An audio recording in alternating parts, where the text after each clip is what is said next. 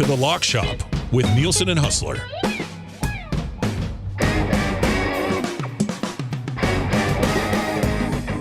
All right, it is 11:02. It is The Lock Shop. What is up? Thank you very much for being here today. Dustin Nielson with you. Hustler going to be by in just a little bit. We have a sports equinox today. We have to do the parlay. We've got NFL, MLB, NHL, NBA for just the 32nd time ever. So we got to build a four-sport parlay today. And that's going to have to happen. We're going to have to get to that. So if you have any suggestions, start firing them over on YouTube. Hit us up on the text line at 780-218-9999. The Lock Shop and all of Edmonton Sports Talk, brought to you by our partners over at Play Alberta. If you've not yet downloaded the Play Alberta app, please do. And hey, make sure you use our codes. We're going to get them reloaded here coming up in November, but you got to use the codes right now before they expire at the end of this month. The end of this month would be Friday, of course. EST50 or EST Sports. Deposit $50, get a $50 free bet. You can also use that casino code, EST Casino. Deposit $50, get $50 to play with in the casino. Improved odds for all North American major leagues this year, including the National Football League, and it's all more convenient than ever with the new and improved Play Alberta app. We got the oil stream coming up a little bit later on. Myself and YouTube Trev on the oil stream today. Looking forward to that.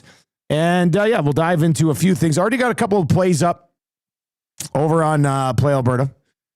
Let's give you a quick look at those. Click on the EST Specials page. You will find it. We've got one for the baseball game tonight. We'll hit on that baseball game tonight. Scherzer gets the ball, gets the bump, goes to the bump on the hill for the Toronto Blue Jays.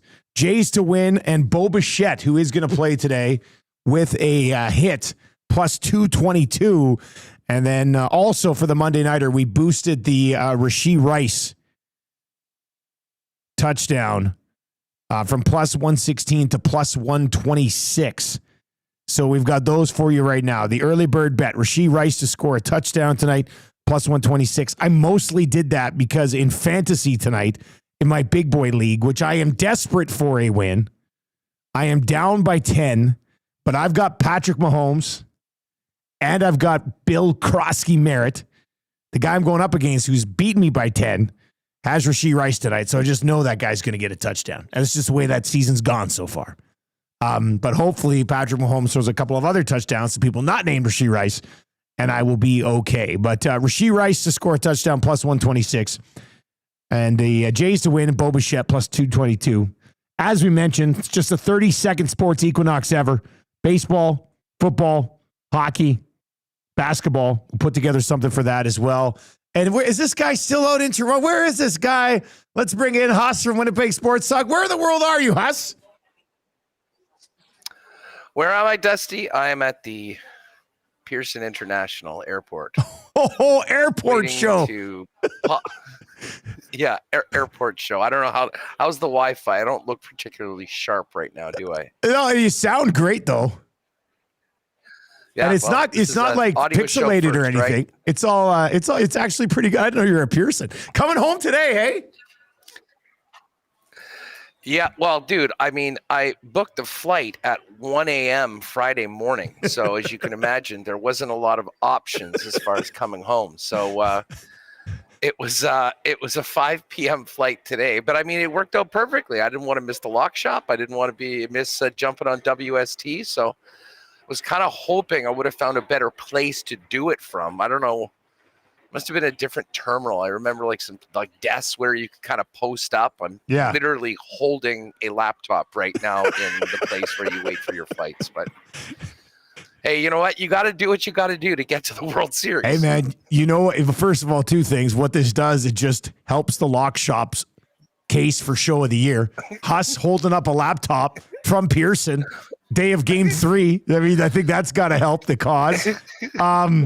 Man, so you text me, I guess it would have been Friday when you're like, I made an executive decision. I'm going to the game. And then we get the Friday night game and it's insane. It's just nuts. 9-run inning. Everything was perfect.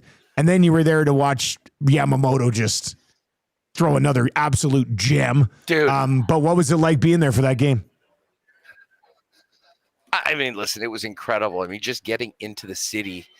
I mean, the buzz around the World Series was something kind of unlike. I mean, listen, I was at Game 6 and 7 of the World Series in Kansas City in 14, but there it's like a smaller market, so everybody's all in the entire time. Yeah. I mean, at the game that night, there just in our section, there were a ton of people from Japan. There were people from Hong Kong. There were people from around the United States. And just as an aside, completely bizarrely, I had JD Bunkus from Sportsnet, who does the JD Bunkus podcast and Leafs Talk on the show on Thursday. And he had been talking to one of my friends that knows me, and there's another, Andrew. He said, "Oh, Andrew's going to be at the game." He thought I was talking to me. So when we were doing the interview, he said, "Well, I know you're going to be there." And I said, "Well, actually, I'm not, but man, I would love to be." And that sort of was a kick in the ass for me to go. But basically I told him, well, I'm not going to the game. And then whatever, the executive decision is made. I get there. Who is sitting in the seat directly in front of me? JD Bunkus.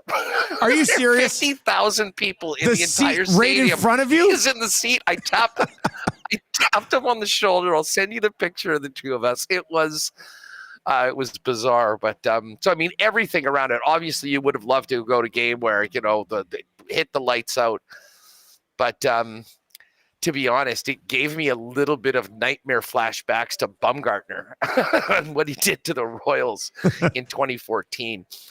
Like I really felt that first inning, when they got first and third, and obviously, I mean, like. The Dodgers didn't do much. There was the double and then a little hit, and it's 1-0. And then when we ended up not being able to plate any of those runs in the first inning, that, looking back, that seemed like that was the opportunity for them to score, because Yamamoto got better as the game went on. And, I know we were talking last week about the fact that his complete game against the Brewers was the first complete game in the postseason since 2017. And then he went out and did it again. First since Kurt Schilling to go back to back. Yeah. I mean, I think that, and geez, that was what, 2001? I mean, we're talking like 20, 25 years ago. Now I know baseball's different right now, but it was really something to see. And that's why I think tonight is so important. I mean, I really feel like the Jays, if they're going to win this thing, need to get 2 wins in LA, because from what I saw in game 2, if Yamamoto is on the mound for game 6, which he expects to be, I don't think you can count on, it might be get through that one, get to game 7 and see if you can win it, with potentially a rematch of the pitching matchup tonight. So, but yeah, no, it was. Did we lose him? I feel like he's going to, there he is, he's still there. Oh. Huss, you're in and out. Put the laptop back where it was, Huss. Put the laptop back where it was. We lost him. He's at Paterson. Excellent commitment to the lock shop today. The man is sitting not in a lounge, not even in a quiet space. Huss is just sitting in the regular area of Paterson, which is probably insanely busy. I've been there a bunch.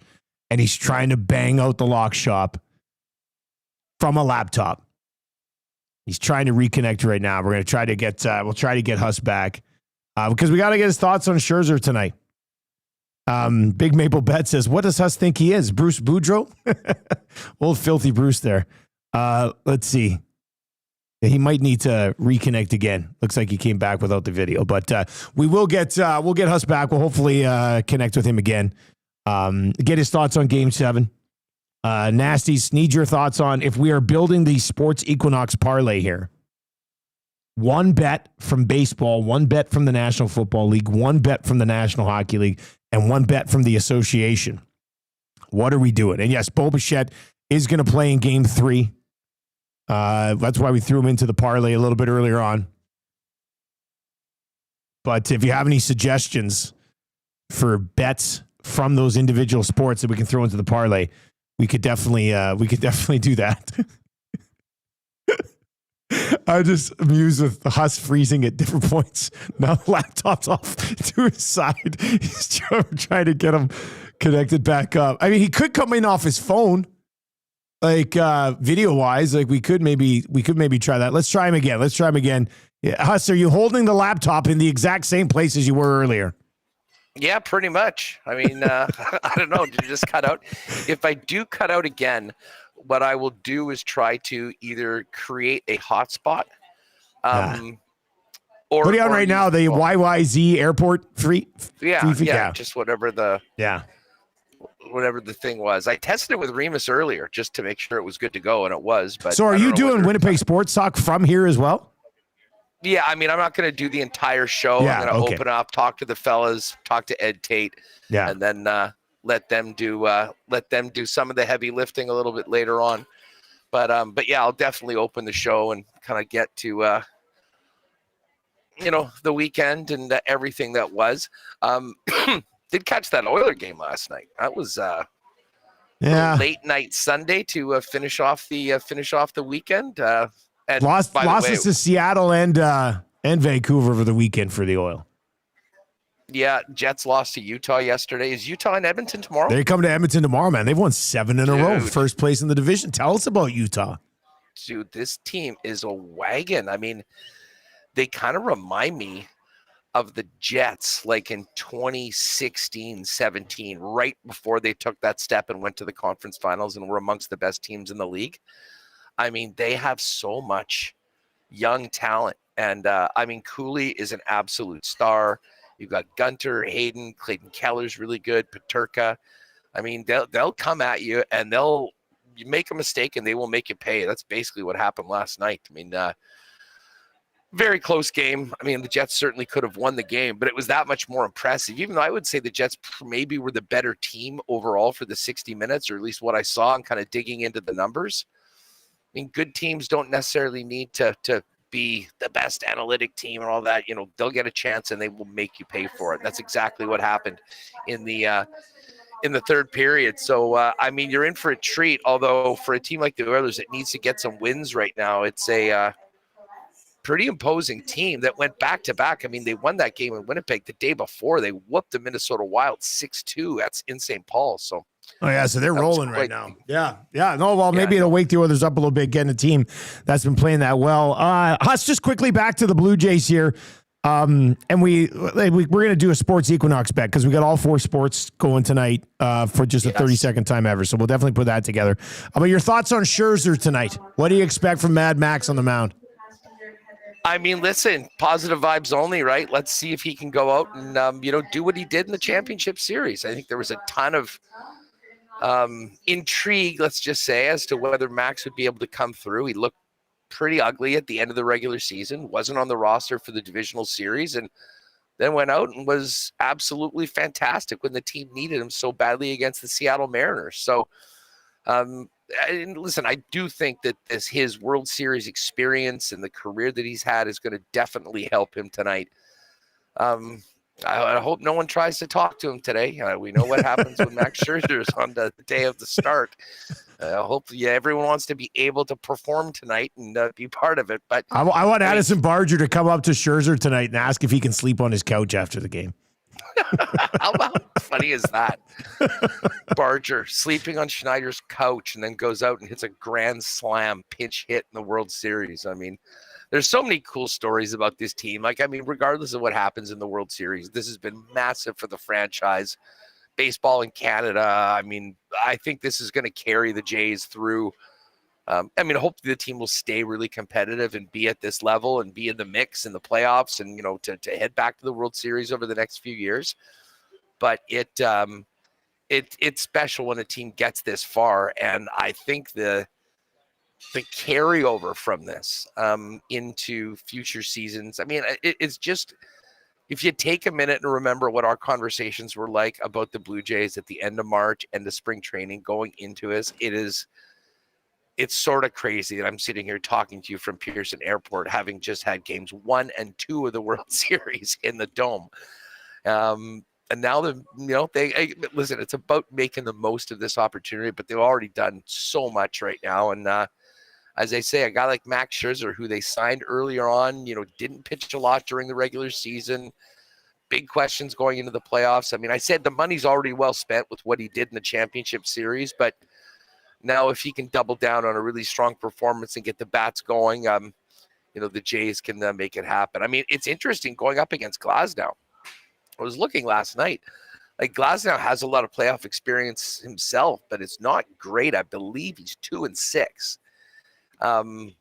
But then you look at what he's done so far this year with the Dodgers, and he looks like a Dodgers starter right now that's at the top of his game. So getting in early, a good few innings for Scherzer, and being able to play with the lead, I think would be massive for the Blue Jays. Because that game on Monday, like, as well as Gausman pitched, like, it was incredible. I mean, he gave it the 2 hits in the first inning, and then they didn't touch him for the next 5 innings. Yeah, 17 in a row he retired. Yeah, and it, JD and I were talking in between periods because this just sort of feels like a game where whoever hits that solo home run first is going to win. And that's exactly what happened. They got not 1 but 2, and then added on to it. But 1 was all it was going to take with the way Yamamoto was pitching on Saturday night. Rod Z over on the chat on you. By the way, I got to meet Rod Z. Came by the office last week. Met Rod Z in person for the first time. Absolute gem of a guy. It was awesome seeing him. Anyway, he says, bet on Max Scherzer on the money line when playing on Monday. Scherzer's team record since the 2023 season, 7-0. So Scherzer has got it done on Mondays. Huss, is that an airport Diet Pepsi? You know it, yeah, buddy. Dude. You know it. That Diet Pepsi cost you about $11. Yeah, not too bad. $4.50. Oh, but, actually, that is not bad at the airport. As far as airport, it's not quite like buying it at a game. Yeah, a little bit different there. Yeah, a little bit different. Beer's not cheap at the World Series. Say that.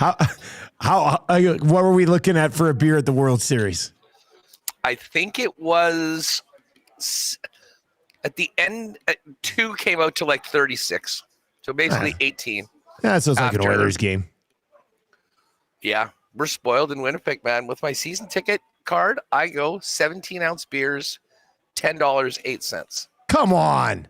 Yep. Oh, wow. That is a pretty good deal. Holy smokes. If you have seasons, you get on your app 25% discount on beer, and then like soda, pizza, popcorn, I think, a couple of things. It's worth it then. I like that. That's good. All right. So one bet from the baseball game. Let's start there to build our 4-sport parlay tonight. What's your favorite play from the ball game tonight? Going up against Glasnow. I guess we don't have a lineup yet tonight, but I imagine it will be. I mean, we know that Bichette's playing. We know that. Bo is in. What's interesting here, just quickly before we get to that, where do you think they'll hit him?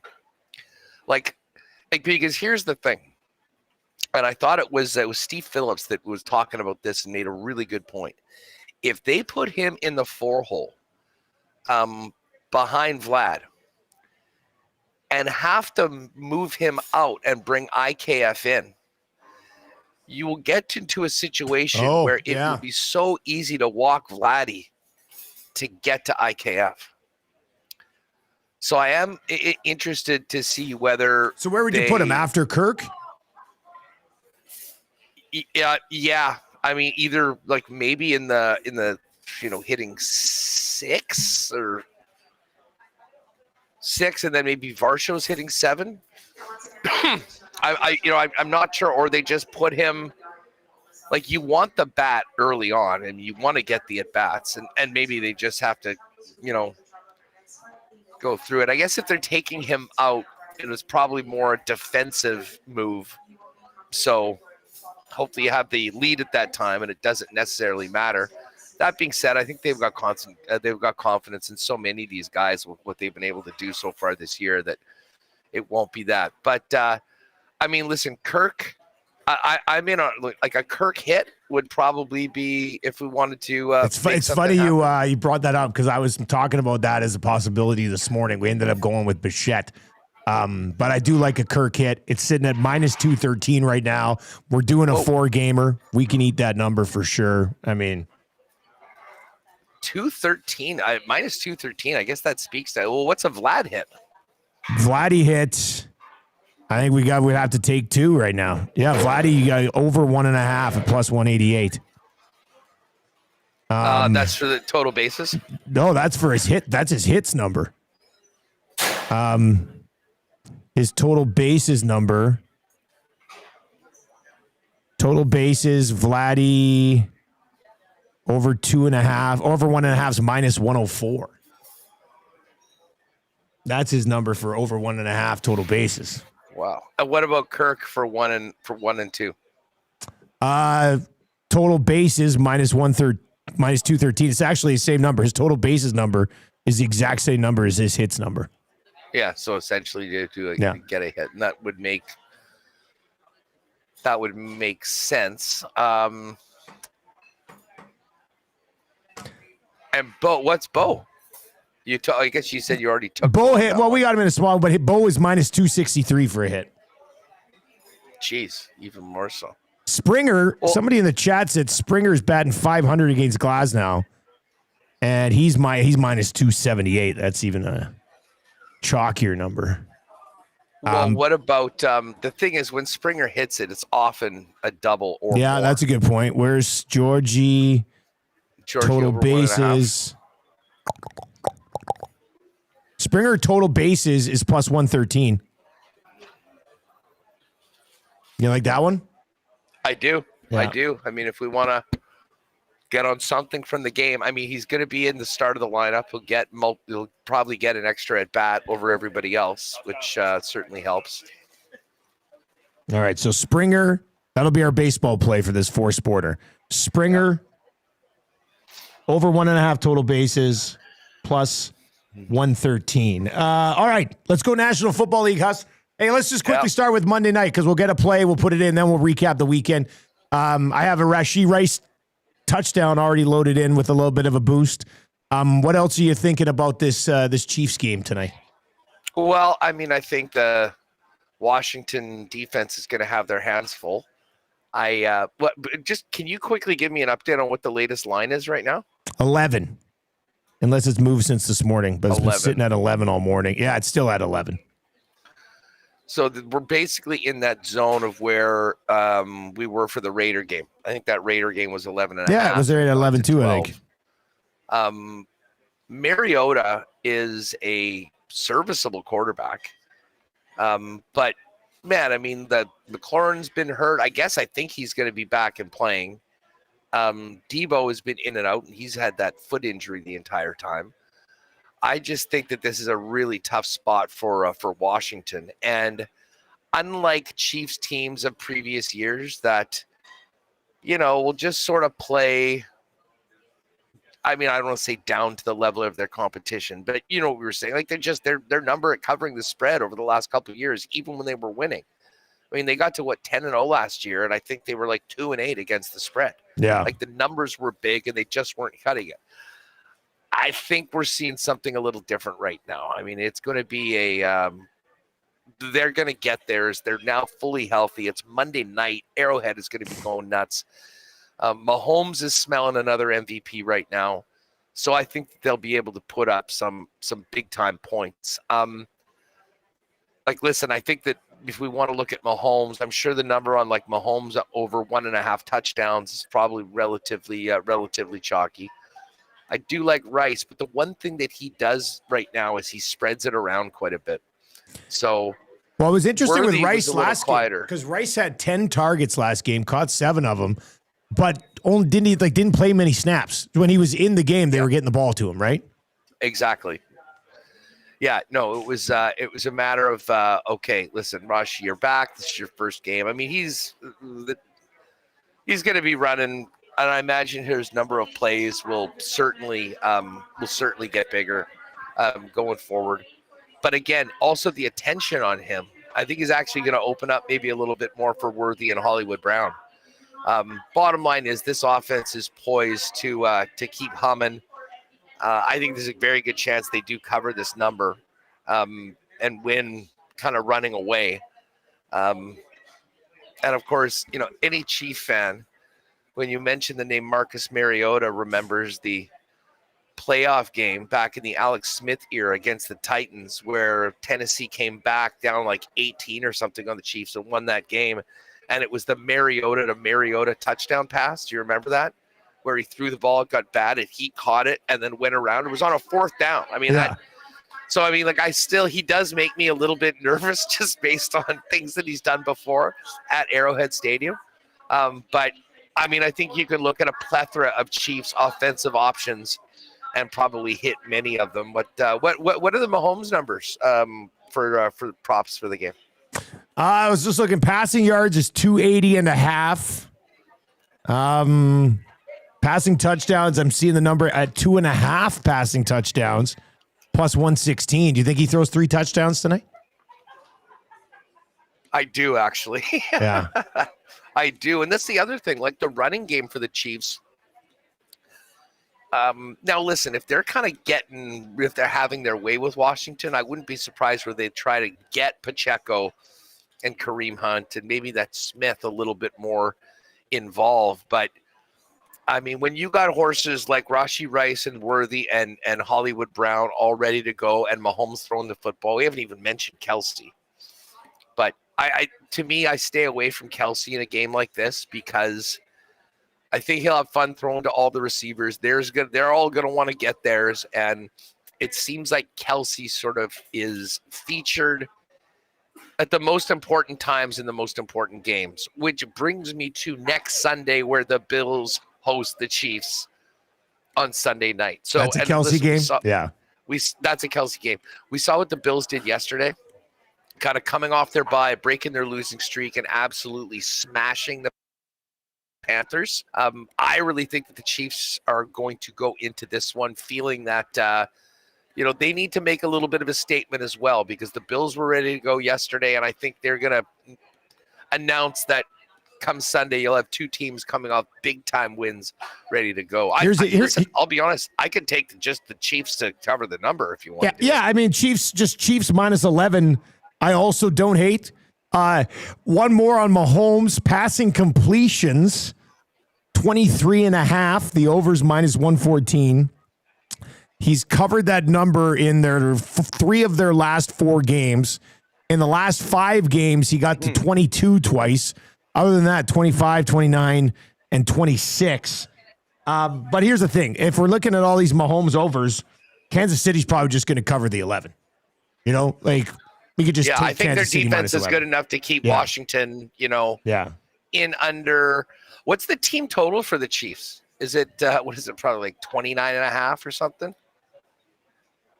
I'm looking at 28.5, I think. 28.5. So exactly. That basically said, I think they get there, and can they hold Washington 17 or less? Well, the Chiefs just did that to Detroit in a primetime game. Yeah. So. Yeah, no, Kansas, let's do it. Let's just go Kansas City minus 11. We'll move it to 10.5 just to cover the extra. Yeah. Okay. Yeah. We got Springer over 1.5 total bases. We've got Kansas City minus 10.5. Just 2 games in the National Hockey League tonight, Huss. Already had a few nasties over in the chat and in the inbox saying that maybe the best play tonight would be Senators on the money line at minus 175. But we've got St. Louis in Pittsburgh against the Penguins, and then the Bruins in Ottawa against the Senators. Those are the only 2 options that we have tonight.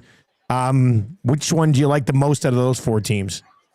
Interesting. Pittsburgh's had such a great start. Malkin's had a really nice start to the year. He's among league leaders right now. Yeah, you know who's pumped up with that? Kyle Dubas. He's just not so happy that they've won a bunch of games, and now people are like, "Oh, you can't trade Malkin. We're in first place." Yeah, that wasn't really the plan. It'll be Tristan Jarry for the Penguins, Hofer for the Blues, Swayman for the Bruins, and Miralainen for the Ottawa Senators. The Blues, I'm just looking, their last few games, they're coming off, they've lost 3 in a row right now. They lost it at home in OT to the Kings. They got smoked by the Mammoth, and they lost in Detroit in their last game. In their last 5, they had 1 win against Dallas, which was nice, but they gave up 8 to the Blackhawks in the game before that, and then have 1 point in their last 3 games. Well, and they're playing a Pittsburgh team that in their last 5 games is 4-0-1 and scored 4 goals, 3 goals, 5 goals, 5 goals, and 4 goals. So Pittsburgh's offense has definitely been firing on all cylinders for the last 2 weeks. At some point, I just wonder whether the water starts returning to its level. Like, I expect St. Louis to be better, and I don't expect Pittsburgh to be this good. Yeah, like their last 5, a shootout loss to the Blue Jackets, and before that, win in Florida, beat the Canucks at home, and then Sharks and Kings both won on the road before a duck to it. Like, part of me wants to actually jump on St. Louis in this game. The other one was Ottawa and Boston? Ottawa and Boston. Boston had gone through a stretch where they lost 6 in a row, and then they just beat Colorado 3-2. Ottawa has won 2 in a row. They hung 7 on the Caps. That was a couple days ago. And then, they beat Philly 2-1. Yeah, and made it to OT. I mean, albeit losing to the Oilers. Yeah. Before that. I could ride with the Sens in this one. I mean, they're doing it without Brady right now, but obviously they're feeling it offensively right now. I mean, with the 9-2 differential in their last 2 games, and the Bruins. I mean, I still think the Bruins are kind of more of that team that we had seen losing their last 6. Was it Lightning, Vegas, Avalanche, Mammoth, Panthers, Ducks, and then I think maybe we go Ottawa here just because I'm kind of feeling the Penguins in that other one, and if we're gonna go head to head, it might as well not throw something into a parlay. No. Yeah, for sure. So yeah, let's go Sens. Well, as they say, that's just a lean too. I mean, you could always go to a point prop if we wanted to just put like a Sidney Crosby point. Yeah, or Malkin. Like, I mean, he's been flying right now. Let's let me see here. Player props aren't up yet for that one. It must be coming up in a little bit. Okay, well, let's go Ottawa in there, and then let's slide over to the association, where somebody has already suggested we just take Steph Curry over 4.5 3-pointers. They get Memphis tonight. I don't even know what let's see what the number would be on this one. I wonder, is Luka playing tonight? He didn't play last night. I'm assuming it's probably so he would play tonight. He's hung 40 in his first 2 games. Austin Reeves had 51 last night for the Lakers, which was insane. What? Yeah. No Luka, obviously no LeBron. Austin Reeves had 51 points last night for the Lakers. They did win. No numbers on Luka, so maybe Luka's not playing tonight either. I thought he would be back. Reeves is at 28.5. Let's see the Steph number. Maybe there's a money line play out there somewhere. Let's see here. Ooh, Raptors get Wemby tonight. I was just looking at that. Yeah. I was just looking at that. Is there a Wemby? Is there a Wemby prop on like points, rebounds? Let me see. Wemby's got his point totals at 29.5. Wemby rebounds 12.5. You know what I was thinking I was watching some of his highlights from the weekend. He's going to get a quadruple double at some point in his career. I think he's going to pull that off. I mean, he's rebounds, assists, blocks. And blocks. Yeah, he's capable of getting 10 blocks in a game, man. Like, I think it'll happen. I think there'll be a point in that dude's career that he'll pull off the quadruple double. He's a freak. All right, points and rebounds. Let's see, points and rebounds. Points and rebounds for Wemby, 42.5. Points. That's essentially a double over, because wasn't it 29.5? 29.5 and 12.5, which would take it to, that would be a double over. How about this one? Points, assists, and rebounds, 46.5. Or we just go points at 29.5 and think he hangs 30 on him. Yeah. Okay. Let's do that. All right. So we'll go Wemby over 29.5 points. All right. So just to clarify here, Sports Equinox Parlay, Springer over 1.5 total bases plus 113. Kansas City to cover that 10.5. We'll move it to. Sens on the money line and Wemby over 29.5. You good with that? Love it. Okay. I love it. Let's do that. Okay. Before we'll do the rest of the NFL picture here in just a second, Huss, but your thoughts on the Riders getting the 2027 Grey Cup. That was announced today. So we're going Winnipeg, then we're going Calgary, then we're going Saskatchewan. It was in BC last year. That's 4 years in a row in the West. What do you think of Mosaic having another Grey Cup? I'm here for it. I mean, Regina's a good host city. People care about it. It's a big deal when it's in Regina. They should have given them next year's Grey Cup. I mean, I'm still instead of Calgary. I can't believe they're going back to McMahon. Calgary, like how, why, what was behind that? I mean, it just seems like that should be the last resort for the Canadian Football League right now to put their, most important game in a facility that frankly is not up to the standard of a pro league right now. So I'm really surprised, but that's great. I mean, keeping it on the prairies.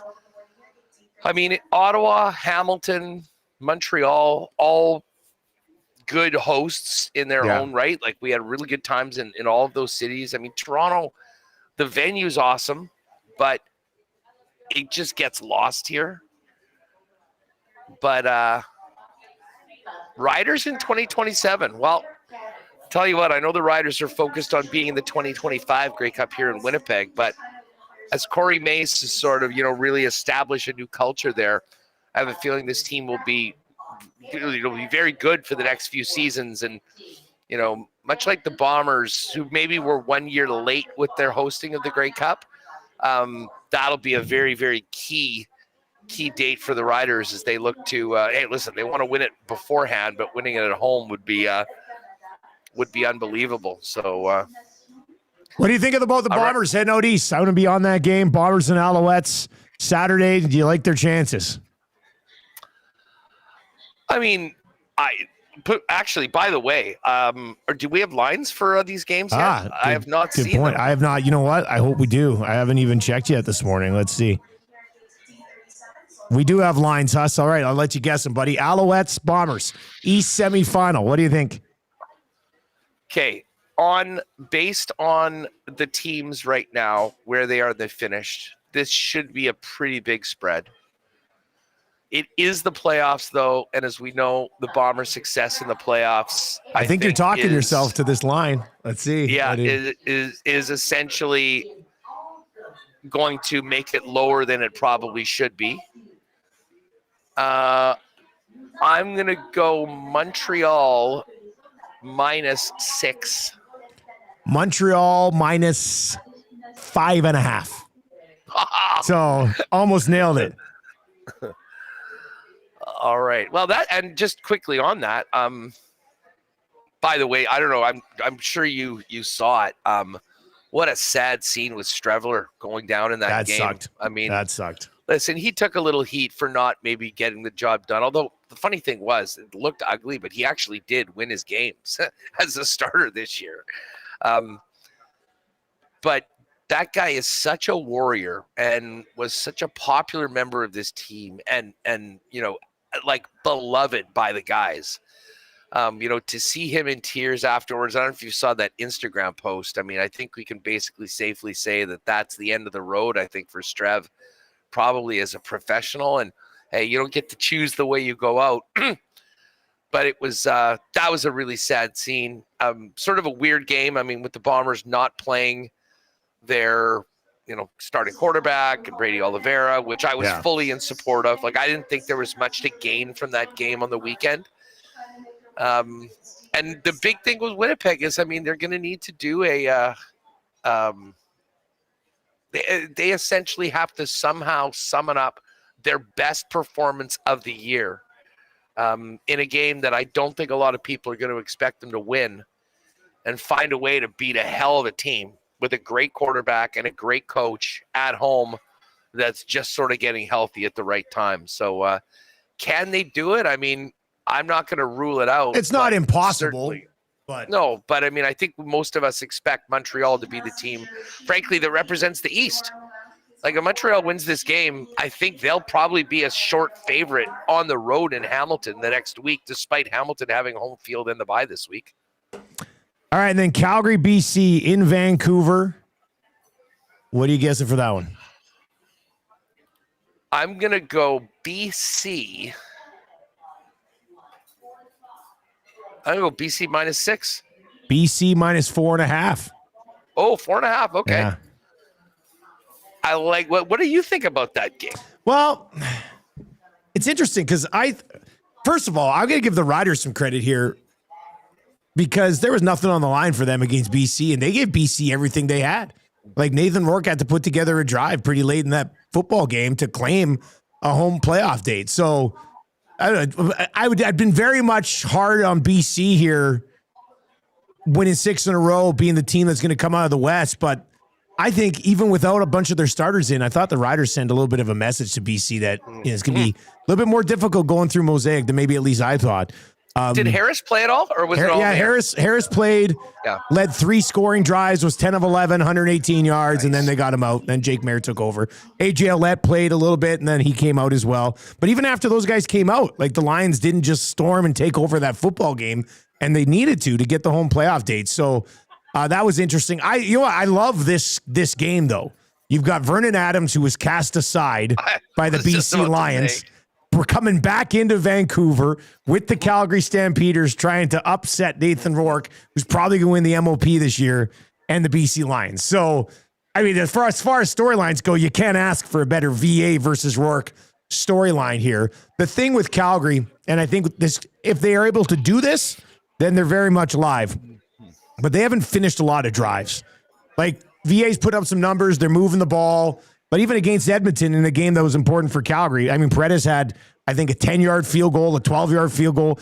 You are not going to outgun Nathan Rourke by settling for field goals inside 20 yards. Like, Vernon Adams is going to have to finish drives. Now, I also think, and James Butler had a phenomenal season. I love him. But Dedrick Mills is a guy that can carry you to a victory as well. So we'll see on that front. BC's defense had been better as of late. They did not look good when Trevor Harris was in the game for the Riders. Like, the Riders just moved that ball down the field really with no issues when Harris was in the game. So I feel a little less confident in the Lions this week than I did at this time last week. But I still do like them at home with the weapons that Rourke has to get it done against Calgary. But 4.5 is interesting. I don't know if it's going to move much. But BC's won 6 in a row. I mean, they're on fire right now. I wouldn't be surprised if it moves towards BC. I mean, I think that seeing what Rourke's done so far this year, you mentioned the wins at the end of the year, and we cannot overstate the importance of home field in this game. I mean, if we had BC going to Calgary and it being outdoors, like, I just think everything that their offense does just benefits so much from being inside the dome.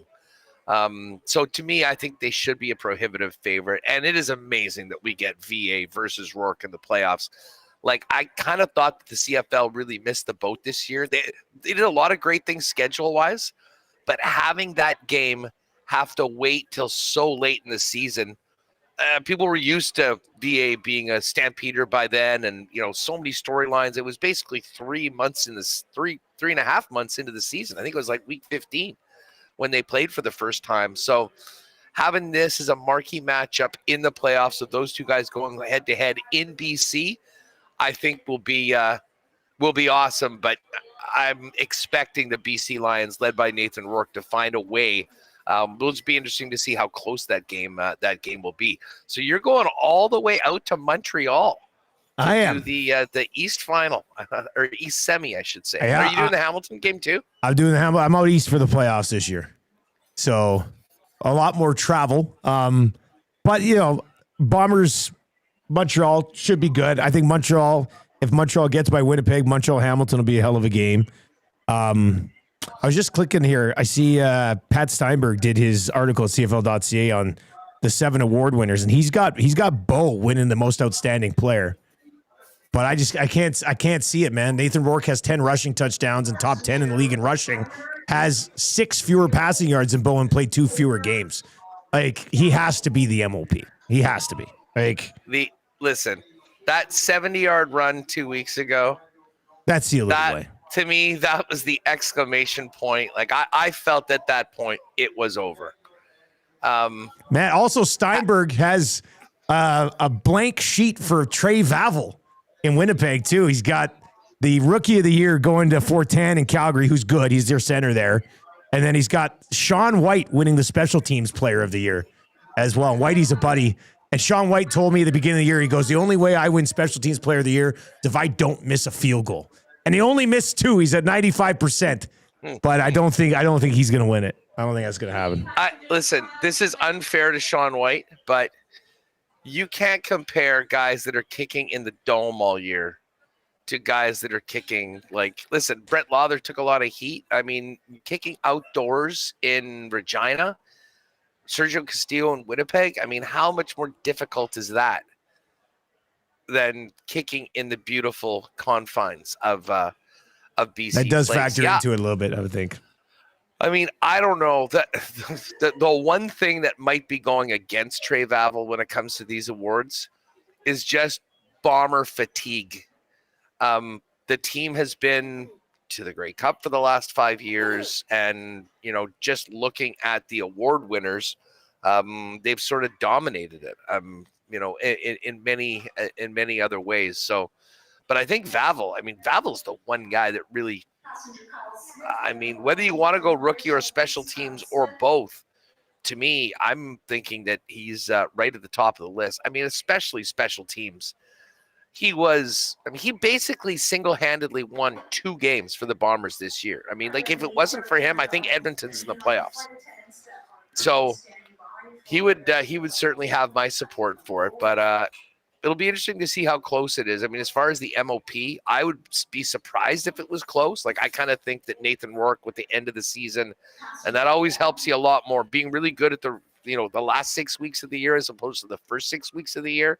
That's what people remember the most when they're casting their ballots. So I think those Nathan Rourke futures that we got midsummer when the numbers were off a little bit are very much live for a couple weeks here in Winnipeg. Huss, very quickly before we let you go, one story from the NFL yesterday that jumped out for you. What would you go with? Well, probably just how terrible all the games were. That was one of the NFL Sundays with the least juice in games and legitimately closer good games. The biggest win was the Jets. And we're talking about a winless team getting their first win. I felt really good for Justin Fields. I don't know if you caught his interview afterwards. He opened up, unlike many athletes do after that. He's getting called out by the owner. He was put in a really tough spot. They came through. I can't believe the Bengals found a way to lose that game. Was it 3 touchdowns in the fourth quarter? Yeah, 23 points in the fourth quarter for the Jets to come back. So, that was great. And, the other story, I guess we wanted, admittedly, they did it against Tennessee. But this Indianapolis team is, if you thought that it was a mirage, that they were just they're playing some crappy teams at the start. No, now they're beating the hell out of teams that are, subpar. They've got that game against the Chiefs in Arrowhead later on this season. I wasn't thinking that was going to be a real marquee matchup, but it certainly will be moving forward. So the Colts continuing to do their thing. Oh, and the other thing, the tush push. Every single week, there's a new story with the tush push. The refs are incompetent of calling this. They don't call false starts. And I'm sure you saw the play yesterday against the Giants. That is a fumble 100 times out of 100. And now apparently, they're going with forward progress and whatnot. So it's a nightmare to officiate. The more controversy that happens, I think this is the last year that it'll be. But anyways, nice win for Philly yesterday. But it's showtime tonight at Arrowhead for the Monday Nighter. Really looking forward to seeing what Mahomes has cooked up. Although I am disappointed that no Jaden Daniels, because that would have made it. One of the top. That would have been fun. Yeah, the guy doing it, absolutely. All right, how's what's coming up on WST, buddy? Well, I'm going to, obviously talk some World Series from the weekend, get ready for tonight's game. The guys will fill us in on what happened in the second and third periods for the Jets yesterday against Utah. Look ahead to tomorrow against the Minnesota Wild. Ed Tate from BlueBombers.com is going to pop on and sort of fill us in on the preparation for the club, getting ready for Montreal on the weekend. And obviously, we'll run through everything that happened in the National Football League and get ready for the sports equinox, as you mentioned, cooking it up here for so much going on right now. All right, buddy, safe travels, and we'll chat with you tomorrow. Take care, pal. Thanks. There you go. There's Huss from Paterson Airport getting the lock shop done. Well done, sir. He is right about the NFL yesterday. Like, if you look at these games, the Jets won by 1. The Dolphins won by 24. The Patriots won by 19. The Eagles won by 18. The Bills won by 31. The Ravens won by 14. The Texans won by 11. The Bucks won by 20. The Broncos won by 20. The Colts won by 24. And then the Sunday nighter was a 10-point game. So, yeah, it was a bunch of blowouts. Nothing close, really, outside of the Bengals blowing it against the Jets. I have sent that Lock Shop Sports Equinox partner parlay over to the crew at Play Alberta. Springer over 1.5 total bases. Chiefs minus 10.5 points. Senators on the money line. And the big man, Wemby, over 29.5 points. It is not up on the EST specials page just yet, but what is up on the EST specials page, Rashee Rice to score a touchdown tonight, boosted from plus 116 to plus 126. Blue Jays to win, Bo Bichette with a hit at plus 222. If you've not yet used our October codes, you've got this week to use them before they expire and get reloaded for November, so make sure you do. EST Sports, deposit 50, get a $50 free bet. EST 50, deposit 50, get a $50 free bet. And then EST Casino, deposit 50 and get 50 to play with in the casino. Lots of sports going on tonight. Should be a lot of fun. We'll be breaking it all down tomorrow on the Lock Shop as well. We've got the oil stream coming out with myself and YouTube Trev in the other chair today. Should be a lot of fun talking about the Edmonton Oilers off to a very meh start once again this year. That will lead into EST Afternoons, and that will lead in to the Reed Wilkins Show from 3 until 6 today here on TuneIn, on iHeart, and, of course, on YouTube. If you're watching on YouTube today, thumbs up for Huss doing the Lock Shop from the airport. That was a lot of fun. And turn on autoplay. That'll take you right on over to the oil stream. We got a few things to discuss about that hockey team, don't we? Thank you very much for joining us today. Best of luck if you're going to be riding with us tonight on anything we got cooking up, and we'll talk to you tomorrow on the Lock Shop.